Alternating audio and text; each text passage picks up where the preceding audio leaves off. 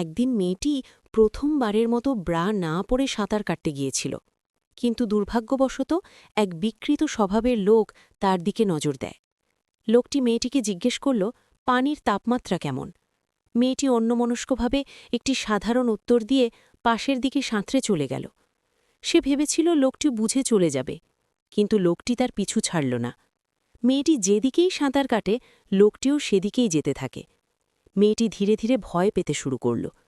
সে লোকটিকে জিজ্ঞেস করল সে কি তার বয়ফ্রেন্ডকে দেখেছে, কিন্তু লোকটি বলল সে ঠিকমতো শুনতে পাচ্ছে না, তাই মেয়েটিকে একটু কাছে যেতে বলল।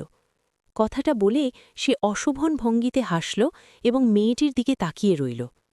মেয়েটির কাপড় তখন লোকটির পেছনের দিকে ছিল, তাই সে কিছুটা অসহায় বোধ করছিল। মেয়েটি ভয় পেতে শুরু করলে লোকটি আরও বেপরোয়া হয়ে ওঠে। সে মেয়েটিকে উত্ত্যক্ত করে বলতে লাগল, এতক্ষণ সাঁতার কাটতে ক্লান্ত লাগছে না? চাইলে সে একটু বিশ্রাম নিতে পারে। এমনকি সে তাকে শরীর ম্যাসাজ করে আরাম করে দেওয়ার প্রস্তাবও দেয়। মেয়েটি এবার রেগে গিয়ে তাকে সতর্ক করে দেয় যে তার